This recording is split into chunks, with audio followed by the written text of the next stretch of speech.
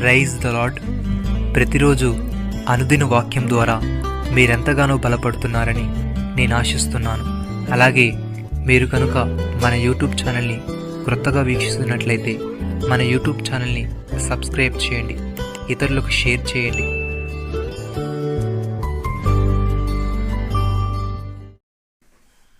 మీరు సర్వలోకమునకు వెళ్ళి సర్వసృష్టికి సువార్తను ప్రకటించుడి. నమ్మి బాప్తీసం పొందినవాడు రక్షింపబడును, నమ్మని వానికి శిక్ష విధింపబడును.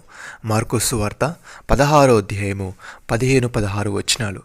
యేసయ్య శిష్యులతో ఈ విధంగా పలుకుతున్నాడు. వారు సర్వలోకములకు వెళ్ళి సర్వసృష్టికి సువార్తను ప్రకటించాలని ఆజ్ఞాపిస్తున్నాడు. యేసయ్య అందరి కోసం చనిపోయాడు కాబట్టి ఈ సంగతి అందరూ వినాలని కోరుతున్నాడు. ఈ సువార్తను లోకమంతా వినేలా చూసేందుకు, తన చేతనంది చేసేందుకు ప్రతి విశ్వాసికి బాధ్యత ఉంది. రక్షణ, పాప విముక్తి కేవలం విశ్వాసి మూలంగానే కలుగుతుంది. విశ్వాసి తప్ప మరి దేనికి అందులో పాత్ర లేదు.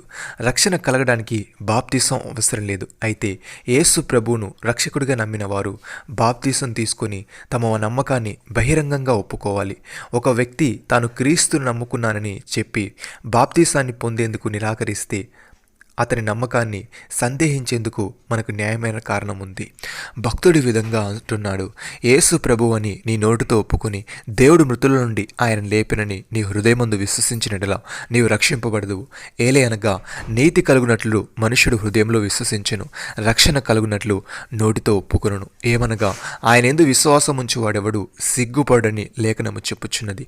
యూదులని గ్రీకు దేశస్థులని భేదం లేదు, ఒక ప్రభువే అందరికీ ప్రభువే ఉండి తనకు ప్రార్థన చేయవారందరిడలా కృపచూపుటకు ఐశ్వర్యవంతుడై ఉన్నాడు. ఎందుకనగా ప్రభు నామమును బట్టి ప్రార్థన చేయవాడెవడో వాడు రక్షింపబడును. సహోదరి సహోదరులారా, మనల్ని దేవుని ఎదుకు తెచ్చుటకు అనీతిమంతుల కొరకు నీతిమంతుడైన క్రీస్తు శరీర విషయంలో చంపబడి ఆత్మ విషయంలో బ్రతికింపబడి పాపముల విషయంలో ఒకసారే శ్రమపడెను. దేవుని దీర్ఘశాంతము ఇంకా కనిపెట్టుచుండినప్పుడు పూర్వం నోవాహు దినములలో ఓడ సిద్ధపరచబడుచుండగా అవిధేలైన వారి యొద్దకు అనగా చెరలో ఉన్న ఆత్మల యొద్దకు ఆయన ఆత్మరూపిగానే వెళ్ళి వారికి ప్రకటించెను. ఆ ఓడలో కొందరు అనగా 8 మంది నీటి ద్వారా రక్షణ పొందిరి.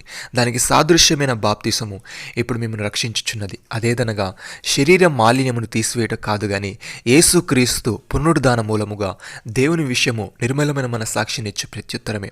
ఆయన పరలోకమునకు వెళ్ళి దూతల మీదను అధికారుల మీదను శక్తుల మీదను అధికారం పొందిన వాడై దేవుని కుడి పార్శ్వమున ఉన్నాడు. యేసయ్య ఈ విధంగా అంటున్నాడు, నా యందు విశ్వాసం ఉంచువాడు నా యందు కాదు, నన్ను పంపిన వాని యందే విశ్వాసం ఉంచుచున్నాడు. నన్ను చూచువాడు నన్ను పంపిన వాడిని చూచుచున్నాడు. నా యందు విశ్వాసం ఉంచి ప్రతివాడు చీకట్లో నిలిచి ఉండకుండానట్లు నేను ఈ లోకమునకు వెలుగుగా వచ్చి ఉన్నాను.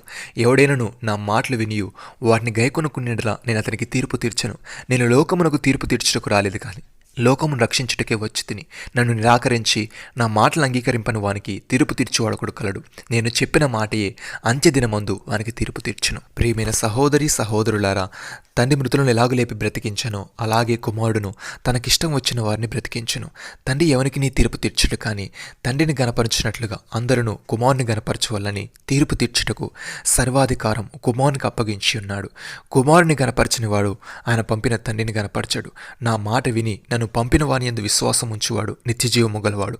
వాడు తీర్పులోనికి రాక మరణంలో నుండి జీవంలోనికి దాటి ఉన్నాడని మీతో నిశ్చయముగా చెప్పుచున్నాను. నమ్మిన వారు నాతో కలిసి ప్రార్థనలో ఏకీభవించండి. మమ్మల్ని మిక్కిలిగా ప్రేమిస్తున్న మా ప్రియ పరలోకపు తండ్రి, మేము సర్వలోకమునకు వెళ్ళి సర్వసృష్టికి సువార్త ప్రకటించాలని నమ్మి బాప్తిసం పొందినవాడు రక్షింపబడునని నమ్మని వానికి శిక్ష విధింపబడునని నీవు సెలవిచ్చావు. తండ్రి నీకు స్తోత్రములు. దేవా, మేము నీ యందు విశ్వాసం ఉంచి నీ నమ్మకాన్ని బట్టి ప్రార్థించి నీవిచ్చే రక్షణను పొందుకునే వారంగా ఉండుటకు సహాయము దయచేయమని, నీ రక్షణ సువార్తను అనేకులకు ప్రకటించి నీ రాజ్యవ్యాప్తికై ప్రయాసపడుటకు కృపచూపమని, నిన్ను గణపరిచి నిన్ను మహిమపరిచి జీవితం మాలో ప్రతి ఒక్కరికి మీరే దయచేయమని ప్రభువైన యేసుక్రీస్తు నామములో ప్రార్థిస్తున్నాము తండ్రి. ఆమేన్.